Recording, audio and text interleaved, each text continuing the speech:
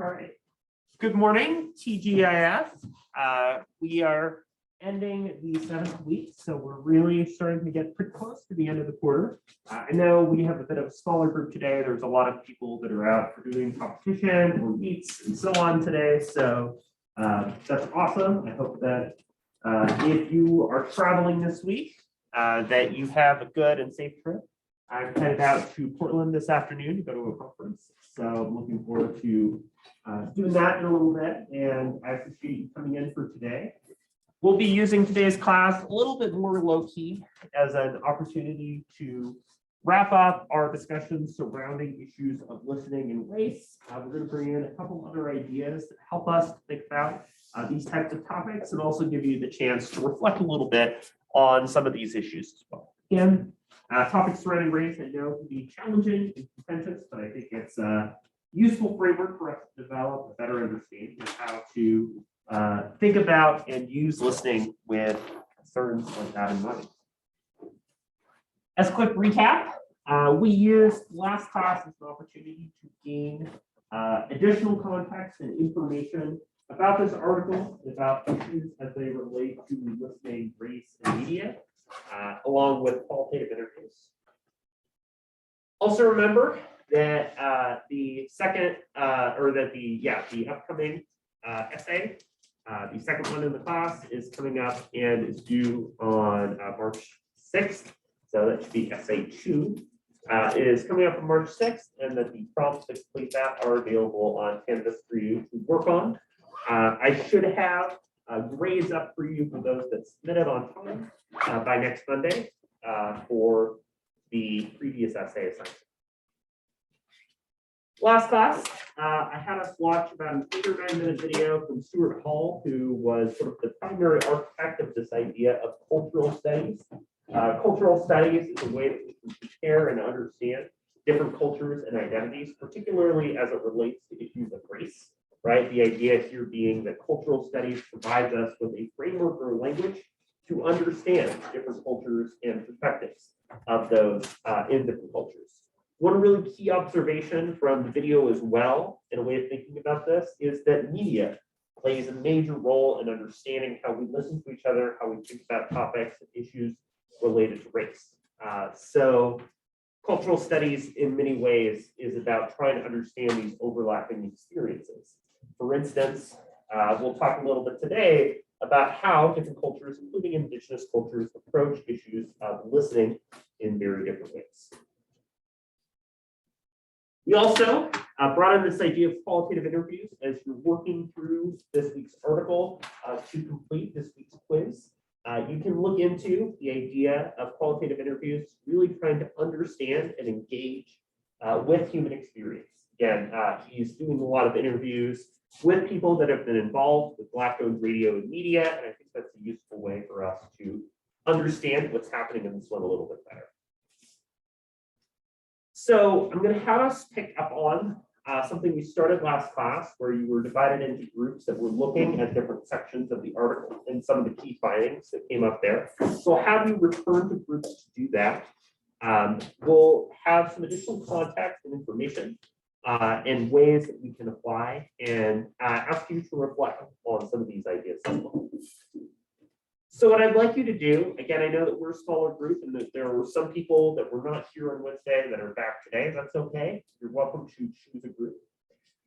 So we'll have folks return to group members that they worked with on Wednesday. Remember that I asked you last class to work in one of the major sections, starting on these different page numbers of the Reading article, including the key findings and observations, the way these observations connect to race and culture, and the ways that things would relate to listening. So ask you to return to the groups from last class, or if you're here for the first time, to pick a group and to be refreshed on what the things that we talked about last class were. As you're participating in the group, have somebody who is prepared to share the key findings and observations, how they can connect to race and culture, and what's observed here that relates to listening. And then the folks on Zoom, I'll have you all work together in a group. I know not everybody was in the same group last time, but it'll be a chance for you to work together on it. So who was here in this first group, New Orleans Radio War? That might have been the Zoom folks. I'll have you all there.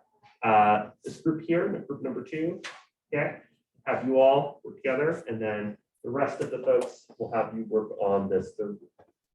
So all 3 breakout rooms now. Again, take some time to refresh and remind each other, and then I'll have one person in each group choose to share.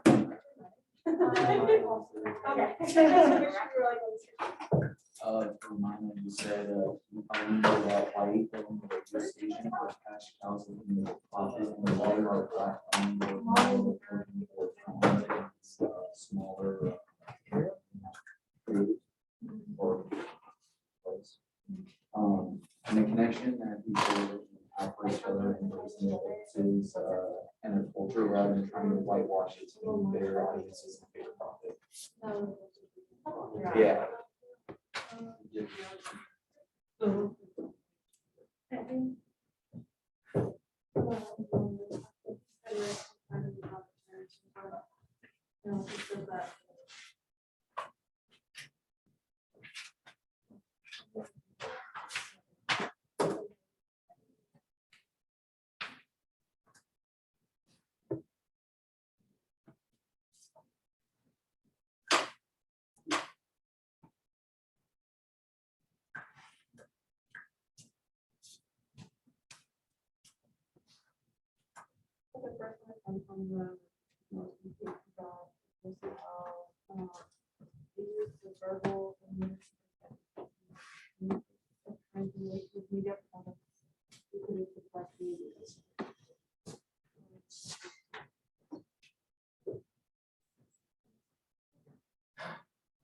Kind of like a continuation of the radio culture, but just with that modern media context.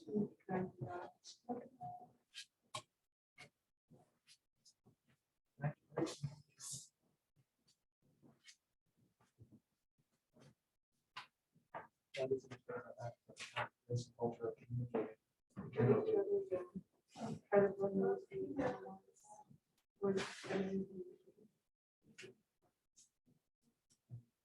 How culture defined, but also similar, but exists within other ones. Like do it mostly overlap, with some similarities they have each other, whether they're similar or have the difference between them.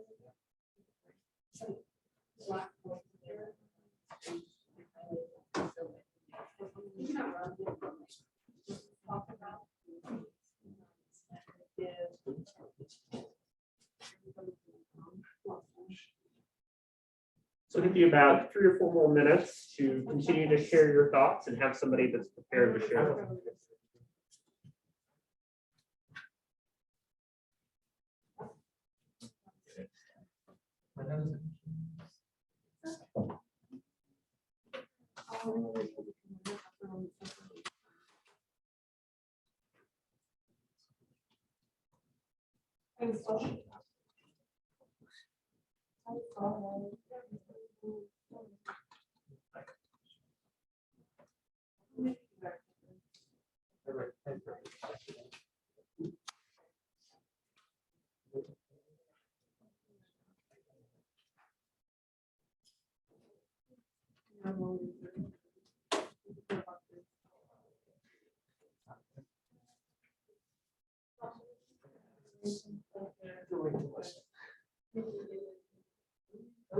I guess it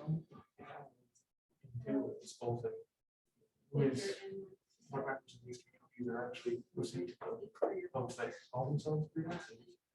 How people within media are, well, this came up a lot of the radio earlier sections, like the managers of stations weren't listening to these people, and people on the ground weren't listening to them because they were just on the station. So it's kind of the same.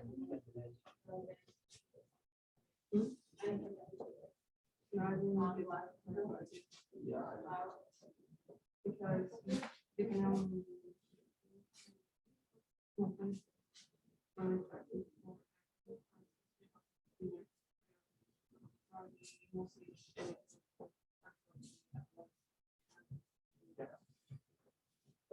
Yeah, listening is like just 2 ways: people on the ground listening to people spreading the messages and the people that are actually control the media, listen to people that spread the message. And the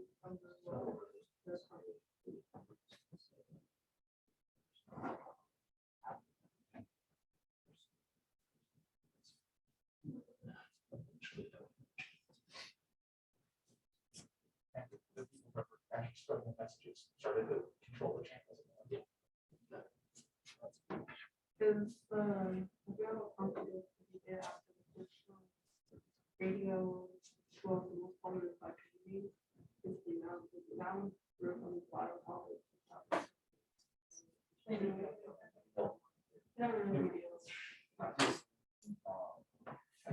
I heard when they talked about It was about how they said, it existed for like 60 years. how important it was for Another like station that just played civil rights and civil rights statute, because it like molded how they saw the world. And it made them realize that they are, like they fit in the world just as much as anyone else in that world. So they And are. their representation is like, well, they're interested in the ideas like. And just taking another minute or so to wrap up. Doesn't have to be super thorough, but just some of the key things that stood out to you.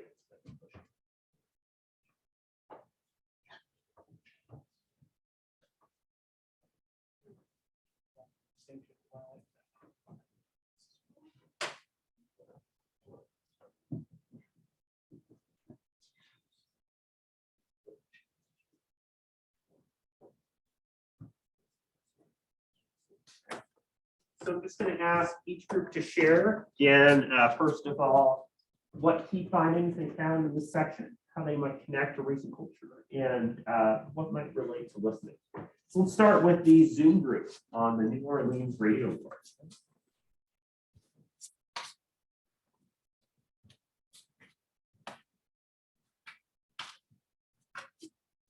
There's somebody in the group that's available to share.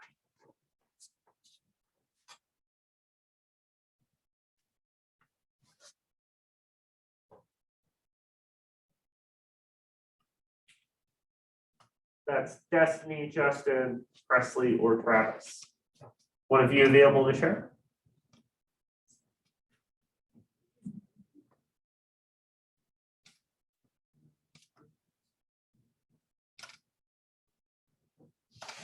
just going down the line.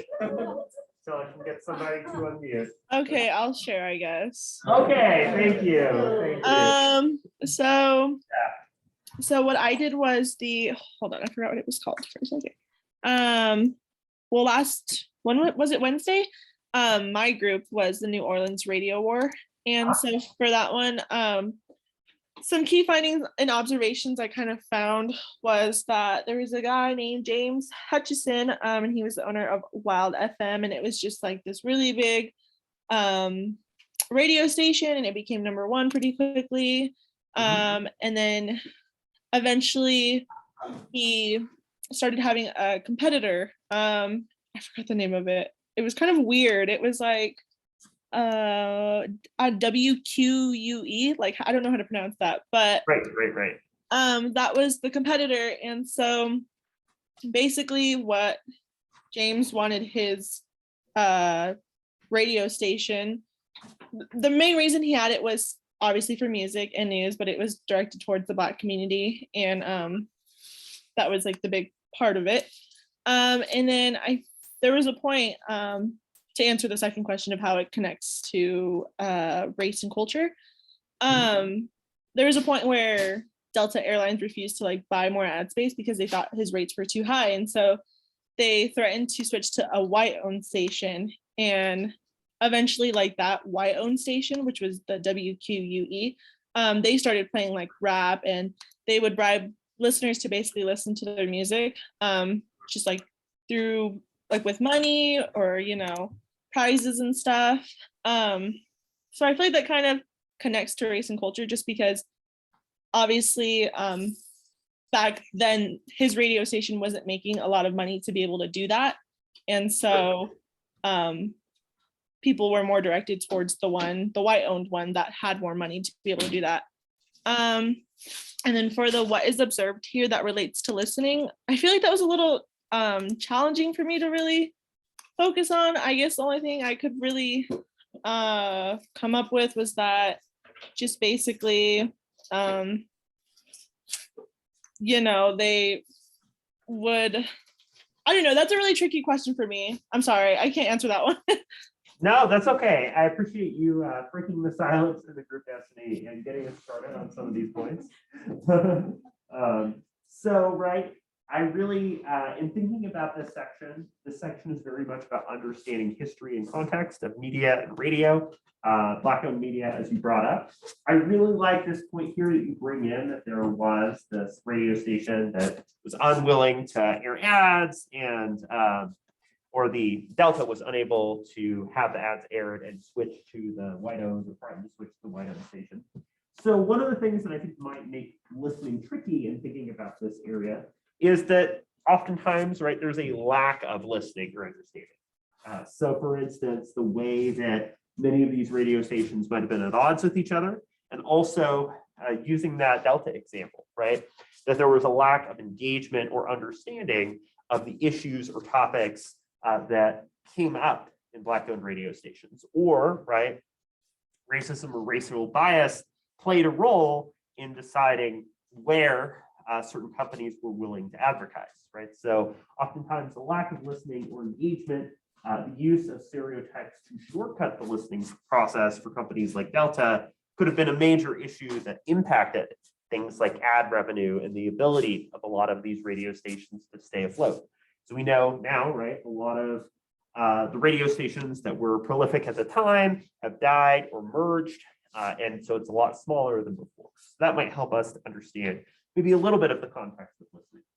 Let's hear from number 2. It should be over here. Yeah, so we said for key findings here that white-owned radio stations were more like cash cows looking to make a profit any way possible, while Black-owned radio stations were more looking for talent and focusing on finding good music for their listeners to connect with. Sure. Number 2, we said the connections from race and culture more broadly is that Black-owned radio stations were more looking out for each other and embracing their differences with culture rather than trying to whitewash just to gain a bigger audiences like a lot of cultures kind of do now, just so they can kind of expand their listeners, not just to their own culture, but to more American listeners and listeners who are more open-minded with other cultures.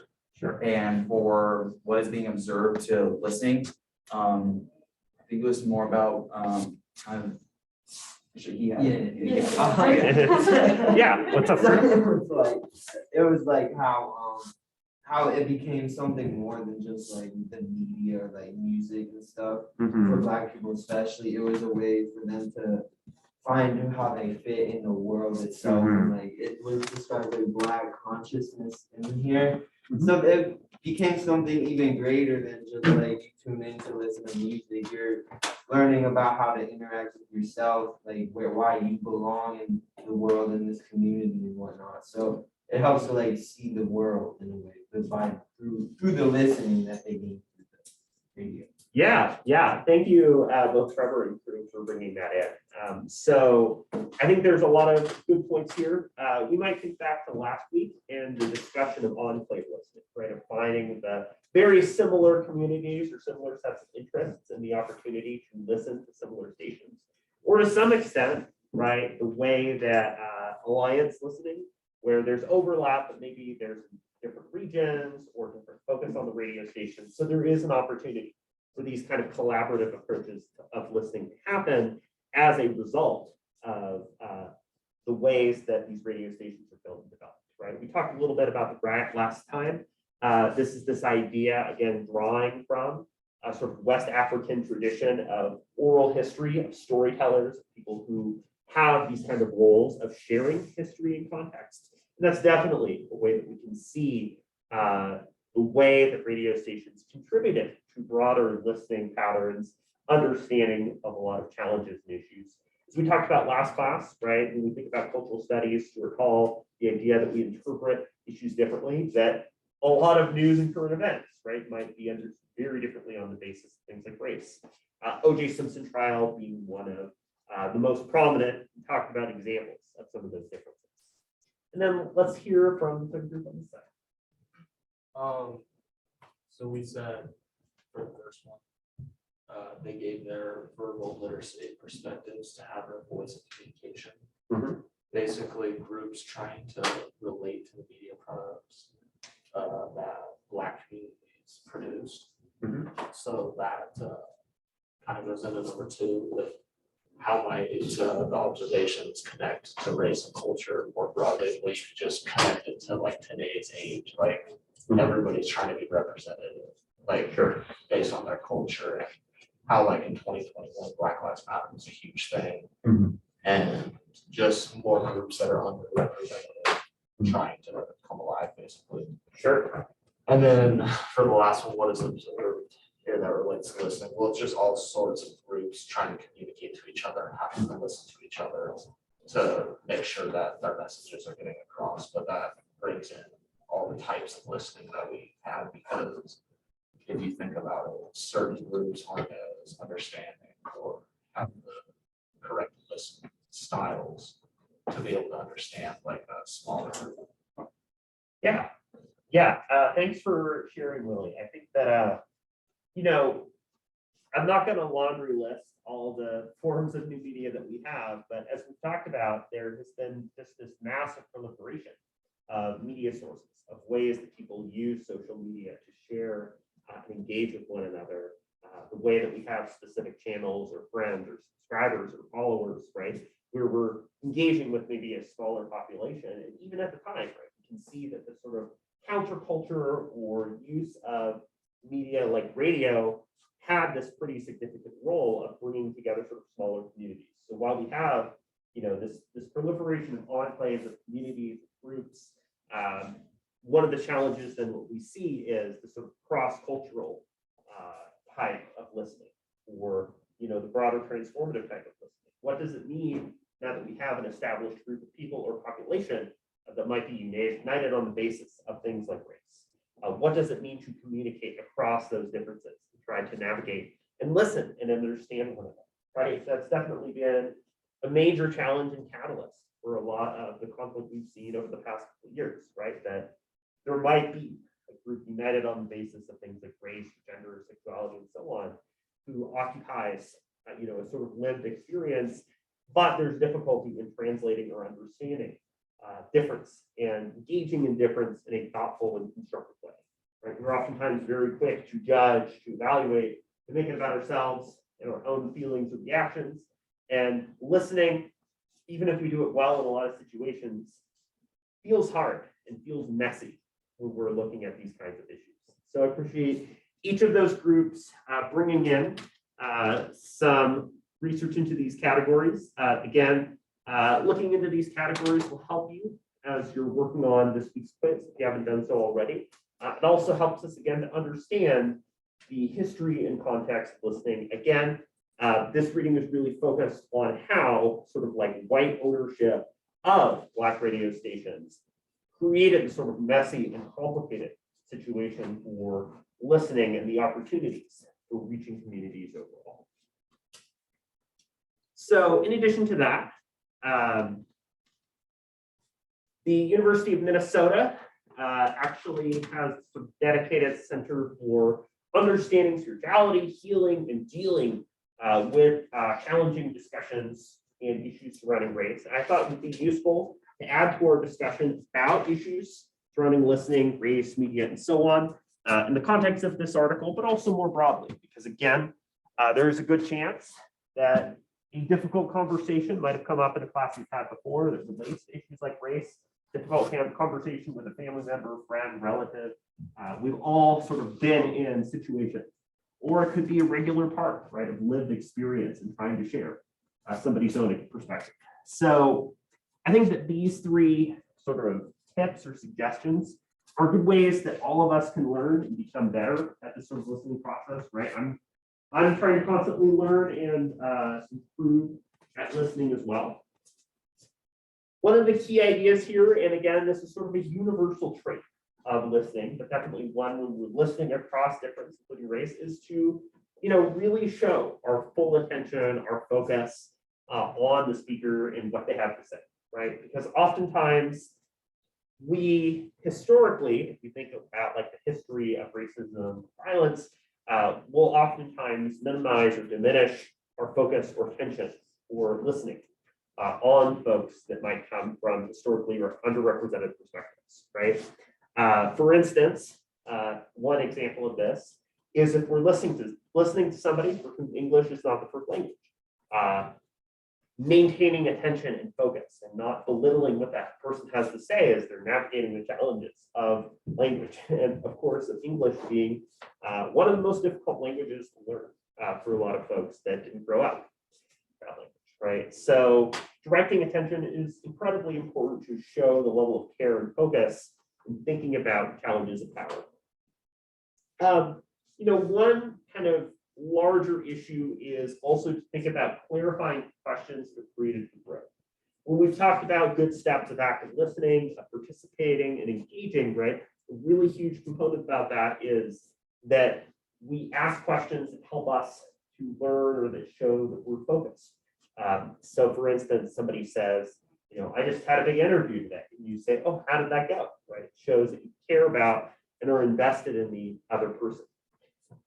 If, for instance, somebody has dealt with the idea of like a microaggression, right? A microaggression is sort of gendered, racially charged statement that on its own might not seem like a big deal, but is sort of a death by a thousand cuts. The idea that somebody constantly hears that phrase said to them over and over again in a way that can really be hurtful to that person over time, right? So rather than asking a question about, for instance, you seem very smart for X, or you are very articulate for Y, right? Which can be based on racial bias or stereotypes, rather than challenging or doubting the person that's telling a story, sharing their lives, right? That can put the other person on the defensive and make it not about understanding their experience, but about questioning whether or not something really happens. So really trying to focus on growing. Moving away from more of a critical listening and more toward an empathetic approach to listening is important when we're thinking about those conversations, right? And again, this idea of choosing when to speak. So one of the greatest, I think, challenges in communicating across difference that's been sort of looked into through a lot of studies and work is the idea that when you are listening to somebody share their experience from perspective, especially one that has oftentimes been underrepresented, it's not necessarily about you, right? It's about listening to, trying to understand the other person and where they're coming from. If it becomes about your own reaction to that experience, for instance, a focus on your emotional affect response, that can be a problem, right? Because it shifts focus away from the person telling the story and to the person reacting to or responding to the message. That's a challenge, right? Oftentimes, if there's a difficult conversation between the person of color and someone who's not, that one challenge can be continuing to emphasize the person that's being heard. There's a lot of ways, right, that we can think about different styles and approaches to listening to. So if we think about sort of in a global and applied context, there are a lot of ways that listening has been developed and understood differently. One example here is this idea of dadiri, which comes from the Aboriginal and Indigenous peoples in Australia, in the Daly River region. And I thought this was an interesting example here of how listening could be understood across differences, including race and culture and ethnicity, right? The idea here, as it's brought up, is that this is a style of listening that's focused, sort of like a quiet and more still and meditative type of listening, in that it's recognizing the deep spring inside us, calling upon it, and it calls to us. And it's further emphasized that it's a style of listening that's really designed to sort of connect you to nature. Take a step back and think about, like the breeze, the trees, everything that's around you. So I thought this would be an interesting way to, again, to continue to think about how not only do we listen across difference, including race, but that what we think about and define as listening and styles of listening can also have some pretty different implications across culture and identity as well. And then another idea that I think is a useful thing to add and bring to the table here is this component of radical listening. So again, we've talked about a lot of different types of listening: active listening, critical listening, empathic listening, rhetorical listening a couple weeks ago. So another one we can add to the mix is radical listening. And while radical listening seems similar to things like active listening or empathetic listening, I think the key difference and the thing that radical listening really tries to emphasize is sort of quieting down your brain and your urge to give some type of response. Again, we do response preparation a lot, where as we're listening to somebody, we're preparing what to say. You know, if we're going around the room and I'm asking people to share something, there's a good chance you don't remember the person who spoke right before you very well because you're preparing and rehearsing what to say yourself. We do this a lot of times because our bias or our concerns, or our views on topics as they relate to issues of race and identity are very charged and might emotionally put up walls for us that prevent us from really listening to what somebody else has to say.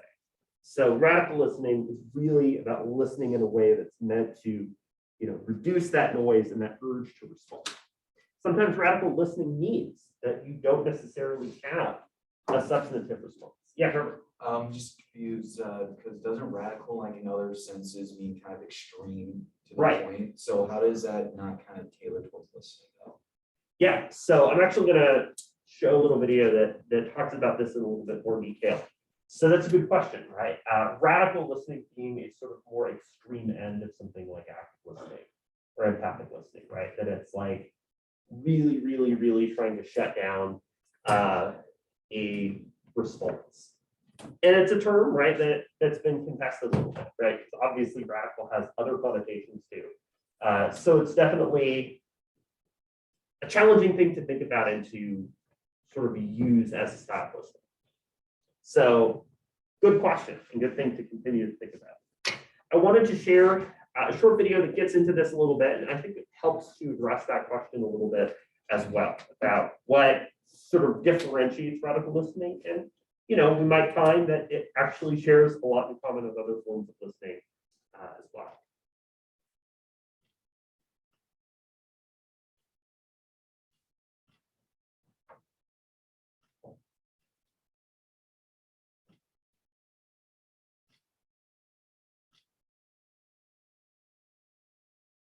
Something made very clear by the times we're living in is that we need to gain some insight into the differing experiences we have in America. For leadership, we turn to Professor Relina Joseph from the UW Center for Communication, Difference, and Equity. And she says it all starts with radical listening.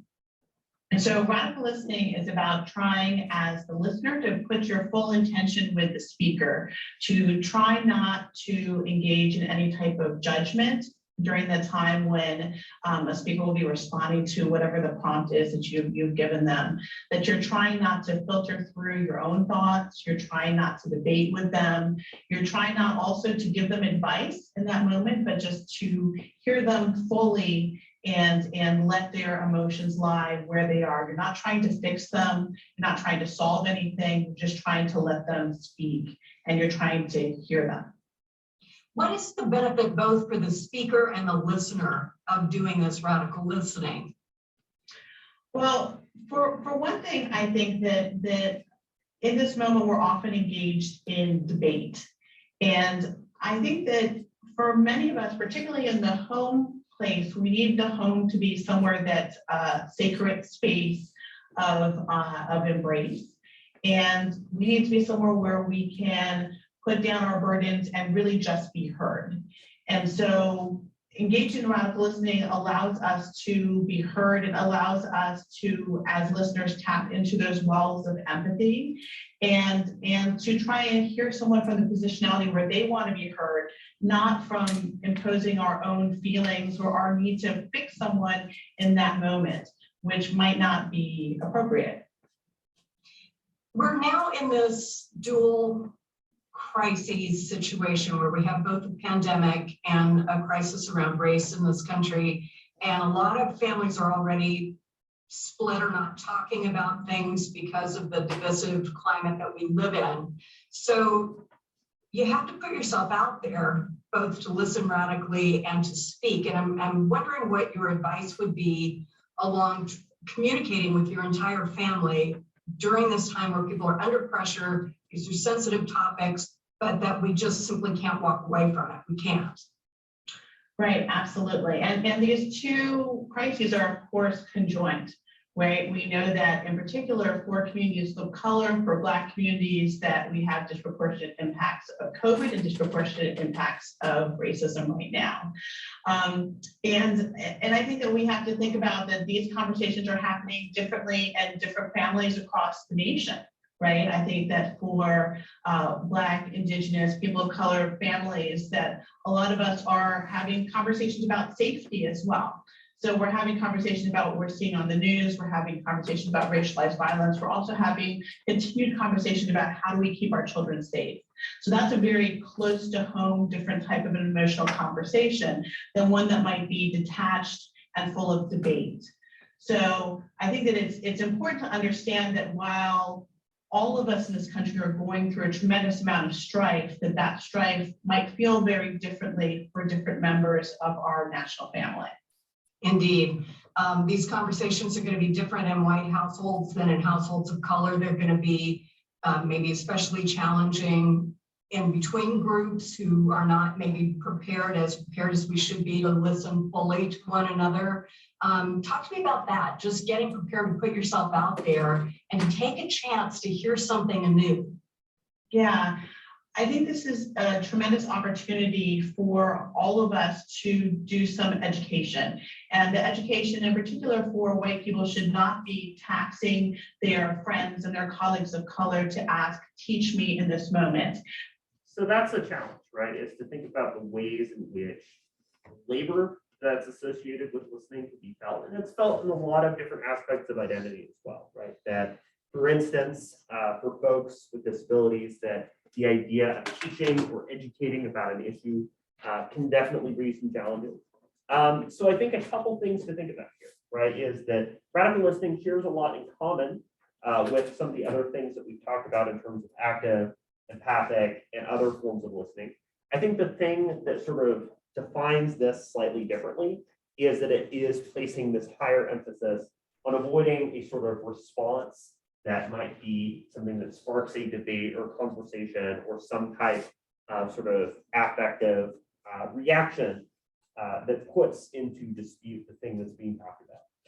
There's a lot of settings and contexts in which having productive debate, having discussion, having disagreement, right, can be really useful. But as we've talked about a little bit earlier in the quarter, one of the challenges is that if we find ourselves in a position where we don't necessarily want to listen for the sake of argument, but instead for the sake of understanding, right? That understanding might be the precursor to an argument or debate, that can help us to better engage with and think about some of these challenging topics.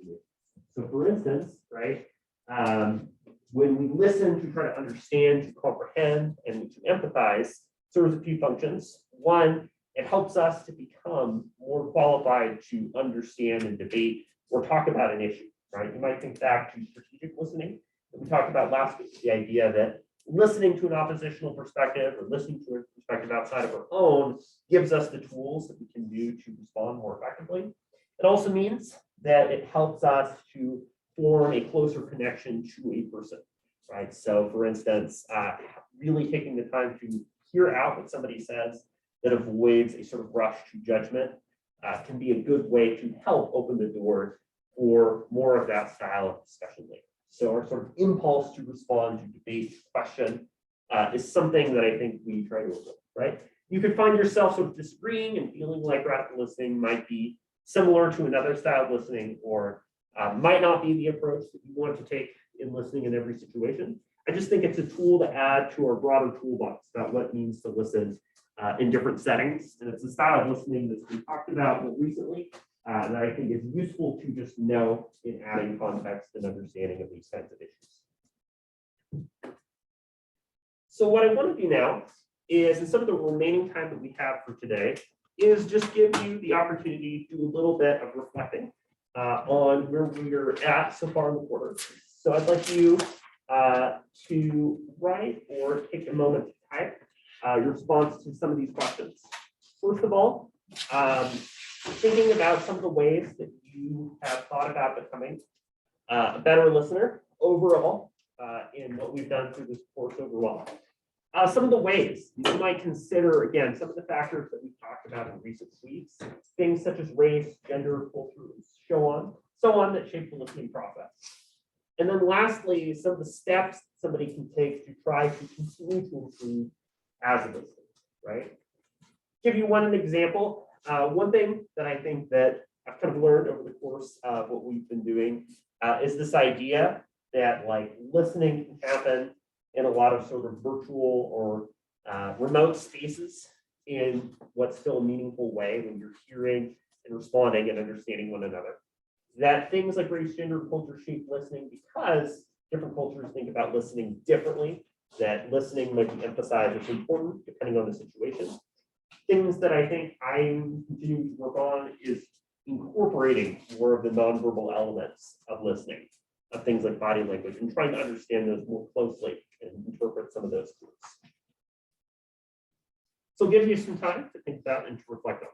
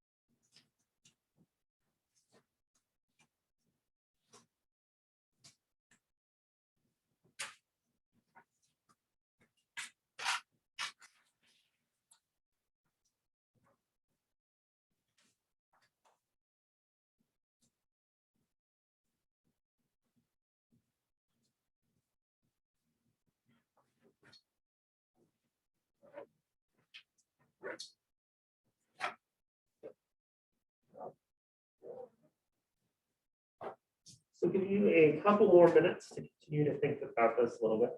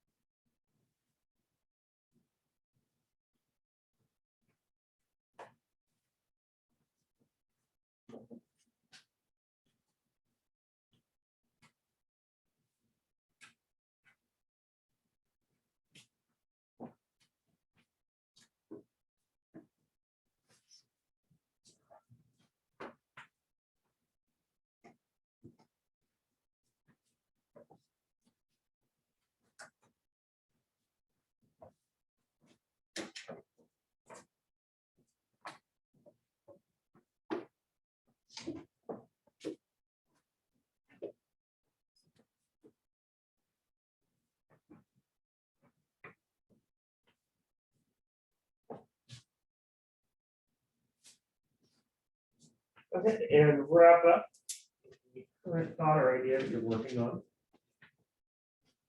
Again, this is just a check-in. Over the course of the quarter, we've been continuing to understand some of the different situations, contexts in which we listen.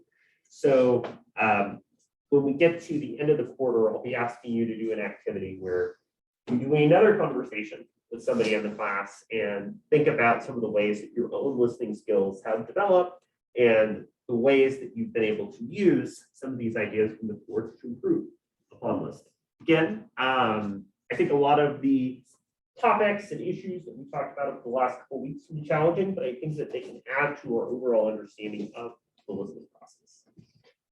So to recap for today, we talked about some of the ways that race can definitely bring about significant difference to challenge, right? The idea, as we noticed from the article, that issues such as advertising, ownership, the ability to communicate across enclaves or alliances can be a challenge. We also incorporated this idea of radical listening, the idea that it's listening that puts emphasis on not trying to offer a response to points, but instead a sort of acknowledgement or understanding that we can associate more with empathic listening. And some of the ways that we continue to build our own skills in listening to and understanding perspectives of others. As a reminder, we don't have a class meeting next Monday, face-to-face or through Zoom. I'll be still at a conference, so I will have you all complete a prompt on Canvas. I'll post that prompt for you, and that'll just count for attendance for the day.